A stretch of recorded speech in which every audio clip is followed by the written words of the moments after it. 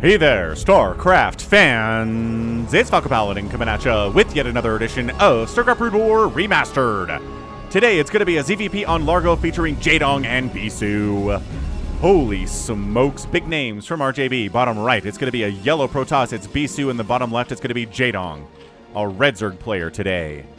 Woof, I am super hyped for this match. Hope you are too. Hit that like button if you're excited for Bisu versus Jaedong in a recent game. Got it from RJB of RJB TV fame. You know him.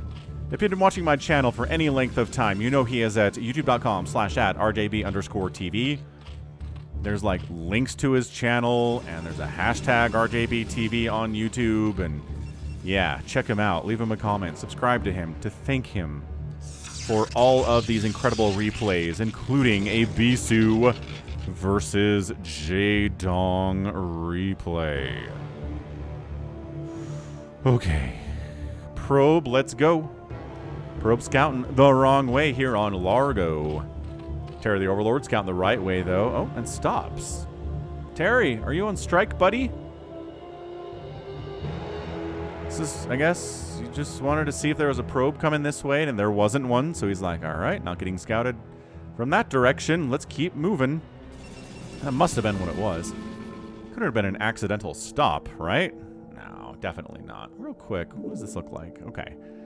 Part of me was like, there's not like a back door to this base, is there? No, you just have the one opening. Thank goodness for Protoss and Terran fans, and Bisu in particular. He's pretty happy about that. Hatch first in our guy Jaedong. Drone going for the scout, because he has no idea where Bisu is, and not knowing where Bisu is scary. What are we doing? Forge? Oh, safe opening. All right, Bisu respecting Jaedong. I love to see it. These players have played thousands of games against each other, tens of thousands of games against each other in all the many years they've been active and professional players at this game, in tournament settings, on ladder, in maybe practice sessions. Ever been on the same team? I don't think so. Maybe not. Either way, Probe says, okay, that's a hatch. Let's get the expansion down. Maybe get up a cannon next. Just because, well, there will be some lings eventually, but you know, pool's not even done yet. So tell you what, let's make some more probes. Toss up another pylon. Let Terry the Overlord scout everything that's going on, because he's not going to die to anything anytime soon. Oh, yeah. Gateway. Let's get that tech started. Let's get a gateway coming up before 3 minutes hits. Yeah, Paralings. Both players have scouted each other very thoroughly. Oh, he wanted a fast third so bad. Oh, he wanted a fast third so bad, and Bisu pylon blocked his butt. Bad times. The worst times. Okay, now a cannon's on the way just because we don't know how many lings there are, but there's only 2, so like, I don't know, maybe cancel the cannon. Although it isn't, I mean, I would say 2 lings are not that much to worry about. Probes can handle 2 lings, but they're Jaedong lings, so they're a little bit different. Ooh, just fires up the hatch here for macro hatch purposes and says, fine. I want a macro hatch anyway. You're not ruining my plans. Layer coming up before metabolic boost. Good indication that we're probably going to see a quick spire here, but also maybe not. Although, the Forge first delayed the ability to get a Stargate out super fast. This could be Jaedong going for Mutalisks. Is he going to fire up another hatch over here? Maybe. This probe is being super annoying, but guess what? It's a Bisu probe. Of course it is.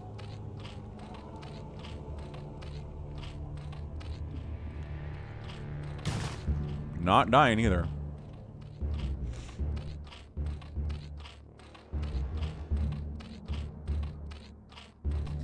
Go, probe, go. Run. Get out of there.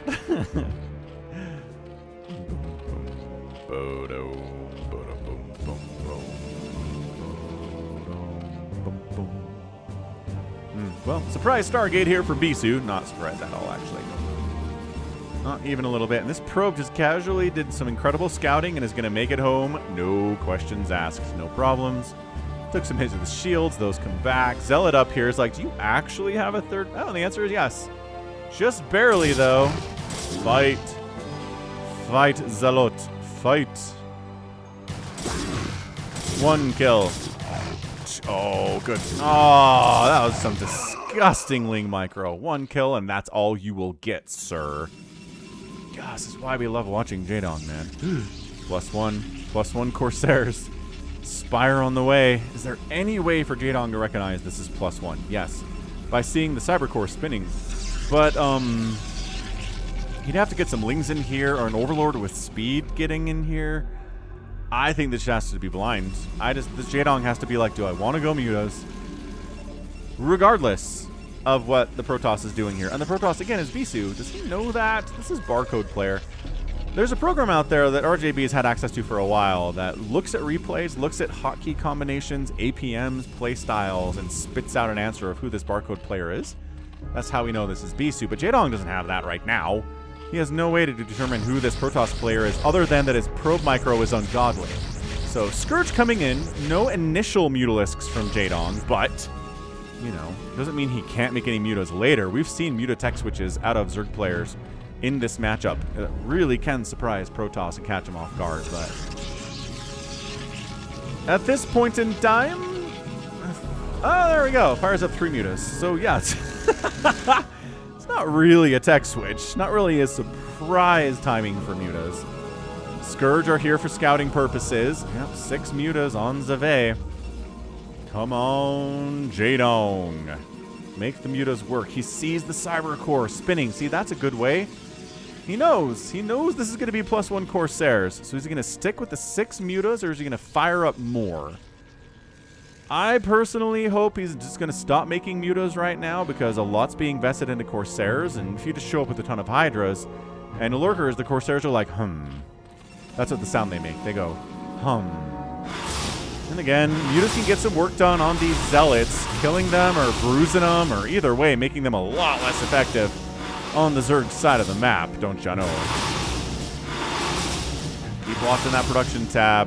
Hydra then gets fired up. He's like, I know what this is. And, oh, Zealot does make it over here. He's pretty injured. Oh, God. Now that drone blocks. Oh, not dead, though. Did he miss that attack? I think the Sunken missed that attack because that Zealot was on high ground. Holy crap. That's a lucky Zealot, man. Meanwhile, Corsairs are here to deal with this Muta stuff. But Cannon comes up. Scourge! Really want to connect, but not going to be able to. Sorry, guys. Another Zealot runs all the way. How did I guess Ling's dealt with that one, too? Just to, you know, keep Jaedong's attention elsewhere, other than trying to kill your probes with Mutas, which are fleeing for their lives because they've taken a lot of hits from these Corsairs. Oh, gosh. Oh, gosh. Oh, gosh. Oh, gosh. Okay, all the Mutas are dead. No more Mutas, but... Wait. How did that not connect? Jaedong is in trouble, guys. He should have been able to kill one of these Corsairs. There were 2 Scourge right there, and somehow the other one missed. One of them connected, the second one did not. This is where you get Storm. Yeah, see, Citadel, Templar Archives, Psionic Storm's on the way. And by that I mean, not really on the way unless it's already done. It's a possibility. Let's see, does he have High Templar? No, he's making Archons. Usually if you have Storm done already, you make High Templar and let them hang out and generate energy. You don't make Archons. This is Zealot Corsair Archon style attack out of Bisu. Very interesting. Scourge. Wow. 1 Corsair for like 12 Scourge there. Protoss fans feeling okay. Feeling all right here. They're always nervous when Bisu plays against Jaedong because you never know who's going to come out on top. Third base has got Sunkens at it. Those are going to be hugely important. The Hydra is trying to keep the Overlords alive. Getting supply block right now would be super bad. That Sunken placement is pretty good. That Archon can't even get in there to do anything about it. But man, these Hydras are dying. Sunken just 3 hits. 3 hits all day. Zealot backs it out. Okay, third base survives. A couple of Hydras died. I don't think any drones died there. The Sunken took a couple hits, but it's fine. Whew. Yeah, Storm is on the way. Now from Bisu. Lurker aspect coming in from Jaedong. The supply block on Jaedong is actually pretty bad. 62 out of 67 used. Fourth base coming in, minerals only, Hero and Largo, just down outside of the main. Corsairs are like, are you careless enough to have left some overlords in your main base, Jaedong, without any protection at all? And Jaedong says no. They're over here, and they have speed now, and there's one Hydralisk protecting them. Oh, gosh. They're trying to meet up with these Hydras. There we go. Lost one. Not the worst thing in the world, I guess. Hydra's back home, protecting these overlords. Okay, so it's 115 to 83 supply. Protoss is up pretty substantially. God Storm. God High Templar. It's going to be Zealots and Storm, Zealots and Storm. What else do you need against Hydras? I guess Reavers could be very useful, but you don't need them.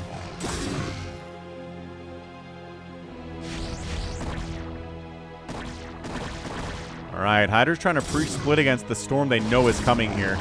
But also they can't retreat forever because they need this base to live. There's a lot of Hydras, though. My goodness, there's a lot of Hydras coming in. Dodging Storms as well as you can. Beautiful concave here, and yes, Jaedong actually does manage to get Bisu to fall back temporarily all the way. This looks like an all the way.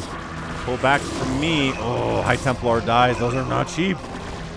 Corsairs taking hits, but they have a lot of HP for being how zippy they are. I guess you gotta get them a bunch of HP because, well, they can't shoot down, so you have to make up to them somehow. Giving them splash damage helps, I think. Dommage. Shuttle coming in from Bisu, considering a storm drop to try to even the score here because this is a lot of Hydra, and this army comp from Bisu is not looking particularly hot. Not Reaver drop because he doesn't have a robotics bay. DT's coming in. Not researching Maelstrom. We did see some Maelstrom in a ZVP that I posted a couple days ago. So, man, I think I put it in the thumbnail. So if you're like, which game had Maelstrom? I'm like, oh, well, it's in the thumbnail, friend. Go back and enjoy. This is some beautiful, just macro and positioning here from Jaedong, man. Okay, maybe not. This group made it through, but guess what? The lurkers are here now. And Corsairs making sure that this slow shuttle gets where it's trying to go. So slow. And drone count 53 to 53. Oh, it's DTs, not HTs. Oh my gosh. So DTs in amongst your house. Also, while attacking up here, so Jaedong is distracted. Also trying to defend here with only some Dragoons, which is bad. Oh, it's High Templar, though. Yeah. DT's absolutely obliterating the drone line of Jaedong over here, though. 43 drones remaining. About 10 workers died there. That sounds about right. Hydras couldn't bust deeper in because there are a couple cannons, I guess. But this contain is real. But, ooh, the DT Corsair. The late DT Corsair play, man. 6 kills, 7 kills. 13 kills on 2 Dark Templar is worth it, man. Oh, all the Corsairs just got obliterated. And busting out. Okay. What? How did that work? Zealots try to get into this 4th base and cause some problems, but enough Hydras to chase them away. This game is frantic. No 3rd base from Bisu seems like a problem. He's put some work in. He's harmed the economy. That he killed the spawning pool. That's pretty good. Oh. Shuttle dead. What the? And 6 kill DT dead. Ow. He might have had some detection over. Yeah, he had some vision over here seeing that coming in. That's why he was able to shut that down so easy. 126 to 117 supply. Jaedong is up. He's on Hydra Lurker Tech. He's down. Oh, he just remade a ton of drones. He's back up in worker count. I think Jaedong might have this one. 3rd base trying to come up from Bisu, but they have enough to adequately defend it against a big swell of Hydra and Lurker. I'm going to go with it. Doesn't seem promising. Where are the Lurkers, though? There we go. On the backside. Detection is available, so the Lurkers can get hit. Good storm as well. Flank attack! No! Bisu. Yeah, Bisu gonna fall. Too much. GG. Bisu taps and Jaedong gets a win here in 14 minutes. He's trying to increase his score unfairly. Stop doing that, Jaedong. Tap out. So GG. Man, hit that like button if you enjoyed that one. What an absolutely beautiful, just beautiful display of ZBP there from Jaedong. Thanks again, RJB, for sending that replay in. You can subscribe here, too. I'm here 6 times a week with Brood War content, but yeah, that DT attack, it was almost enough to get him back in the game. I feel like his inability to get really any damage done in the first 10 minutes against Jaedong was kind of his undoing. Plus, not getting a 3rd base. Being stuck on 2 bases against a 4-basing Jaedong is just tough. So the DT's got some work done for sure, but not enough. Not enough to overcome the overall economic advantage of being on 4 bases. He replaced the drones pretty easily, back up to 56, and then just came in and said, bam. So this is what a lot of Zerg players are trying to do when they're in a ZVP, and we're like, why are you stuck on Hydra Lurker? Because it can work, but there's a timer on it, right? Once the Protoss player gets 3 bases and 4 bases and starts pumping High Templar like crazy and adding Reavers into the mix, your Hydra Lurker strat is over.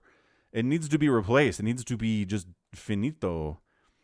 So some Zerg players don't do that. They just stick on the Hydra Lurker forever, and then they die.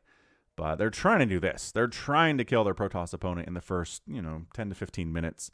And after that, it can get kind of dicey.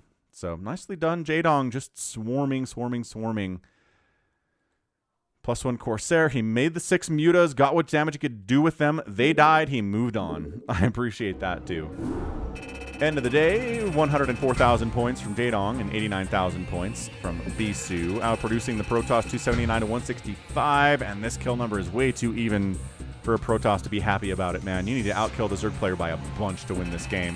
6-1 buildings raised and resources just getting outspent by about 4,000, 3,500 resources in 14 minutes. The math works. The math adds up. Whew. All right, so GG. That was fun. Again, a bit of a shorter replay, but sometimes they are. Sometimes they're just action-packed between 2 amazing stars. It's not a 30-minute replay, but so what? We're here. We had a good time. Hope you did too. That's going to be it for me. This has been Falcon Paladin coming at you with yet another edition of StarCraft Brood War Remastered. Go ahead, hit that like button. Hit that subscribe if you like what you saw and what you heard today. You can also catch me on Twitter, Facebook, Patreon, and Twitch, all at /Falcon Paladin. And until next time, as always, thank you so much for watching, and you take care of yourself.